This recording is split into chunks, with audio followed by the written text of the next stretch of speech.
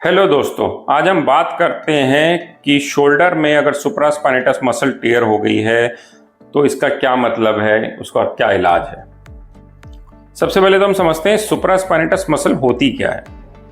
Supraspinatus हमारी shoulder की 4 मजबूत मसल्स में से एक होती है जिसका काम होता है आपके हाथ को सर के ऊपर उठाना, जैसे जब हम बाल बना रहे हैं या जब हम स्विमिंग कर रहे हैं तब, या अगर हमें कोई चीज़ जो ऊपर रखी है वो निकालनी है, या जैसे अगर दरवाजे में ऊपर की तरफ जो लॉक लगता है अगर हमें वो लगाना है तो उसके लिए भी हाथ को सर के ऊपर तो ले जाना ही पड़ेगा। तो वो मसल जो इन सारी चीज़ों में यूज़ होती है उसको हम कहते हैं सुप्रास्पाइनेटस मसल।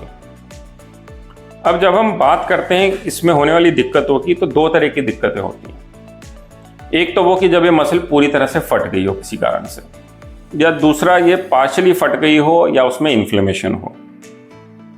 तो आइए अब समझते हैं ये होता क्यों है। बेसिकली इसके 2 तरह के कारण होते हैं। एक होता है उम्र के साथ साथ होना, जिसको हम कहते हैं डीजनरेटिव चेंजेस। ये नॉर्मली 40 साल के ऊपर वाले लोगों में देखने को मिलता है, खासतौर से उन लोगों में जिनका कि बार बार हाथ को सर के ऊपर ले जाने वाला काम है, जैसे जो पेंटिंग करते हो, पेंटर लोग, या कोई स्विमर हो प्रोफेशनल, उसको भी हो सकता है, या वो लोग जो जिम में वर्कआउट करते हैं, ज़्यादा कर लेते हैं, जैसे पुलअप्स जैसी एक्सरसाइज करते हैं, उन लोगों में होने के चांसेस बढ़ जाते हैं। धीरे धीरे मसल को जैसे डैमेज होता है जिम में या रिपीटेड एक्टिविटीज से, वो बढ़ता जाता है, वहाँ पे ऑस्टियोफाइट्स भी बन जाते हैं बोन में और मसल टेयर हो सकता है। कभी कभी मसल टेयर सडनली भी हो सकता है, जैसे कोई गिर रहा हो ऊंचाई से, एकदम से वो किसी चीज़ को पकड़ ले तो उससे झटका आ जाता है हाथ में और ये मसल फट सकती है। या अगर कोई भारी वजन है, भारी सूटकेस है, या आपको जिम में एक्सरसाइज करने की आदत नहीं, आप अचानक से कोई भारी वजन उठा लो, उसमें भी ये फट सकती है। नॉर्मली सुप्रास्पाइनेटस टेयर के जो सिम्टम्स होते हैं वो ये होता है कि जब भी आप अपना हाथ सर के ऊपर उठाने की कोशिश करोगे उसमें आपको दर्द होगा। एक और सिम्टम जो बड़ा कॉमन है वो है रात में दर्द होना, खासतौर से जब आप उस कंधे पे सो रहे हो। कभी कभी जब मसल पूरी फट जाती है, हाथ में इतनी कमजोरी हो जाती है कि आप अपने हाथ को सर के ऊपर उठा ही नहीं पाते, बाल बना ही नहीं पाते, आप कंघा आप इस्तेमाल ही नहीं कर पाते। कभी कभी शोल्डर में आवाज आने लगती है, क्लिकिंग सेंसेशन जैसी, और धीरे धीरे हाथ का जो मूवमेंट है, कंधे का मूवमेंट है, वो रुकने लगता है, खराब होने लगता है।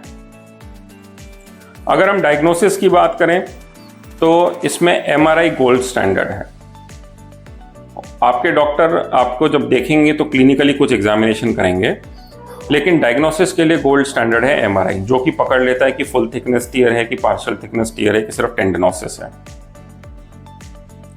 ज़्यादातर केसेस में अगर अर्ली टीयर है या पार्शियल टीयर है तो हम सिर्फ रेस्ट से या एक्टिविटी मॉडिफिकेशन से भी काम चला सकते हैं। एक्टिविटी मॉडिफिकेशन मतलब सर के ऊपर हाथ नहीं ले जाना। खासतौर से बड़ी उम्र के लोगों में जिनमें हम सर्जरी नहीं करना चाहते, हम कहते हैं आप एक्सरसाइज करो, फिजियोथेरेपी करो, बीच बीच में पेन किलर दवाइयाँ हम दे देंगे अगर ज़रूरत पड़ी तो, बाकी आप हाथ ऊपर उठाने वाली एक्टिविटीज़ कम करना। फिजियोथेरेपी में अल्ट्रासोनिक थेरेपी से भी फायदा पड़ता है अगर पार्शियल टीयर हो तो, लेकिन कुछ केसेस में सर्जरी की ज़रूरत पड़ती है, खासतौर से जब टीयर बड़ा है या कंप्लीट टीयर है। कंप्लीट मतलब पूरी मसल फट गई हो। उसमें क्या होता है कि पेन बहुत ज़्यादा होता है, मूवमेंट रिस्ट्रिक्शन बहुत हो जाता है, तब हम पेशेंट को कहते हैं कि अब आपको सर्जरी करानी चाहिए। इसमें लॉस ऑफ स्ट्रेंथ और फंक्शन भी हो जाता है, मतलब हाथ की ताकत ही कम हो गई तो फिर रोज़मर्रा की ज़िंदगी में भी दिक्कत पड़ती है। लेकिन अगर सर्जरी करनी भी पड़ती है तो वो कोई बड़ी सर्जरी नहीं है। आर्थ्रोस्कोपिक सर्जरी होती है छोटे चीरे वाली तकनीक से, जिसको मिनिमली इन्वेजिव सर्जरी कहते हैं, और जो मसल फट गई है उसके एंड्स को पास में लाके हम सिल देते हैं एंकर से या सूचर से।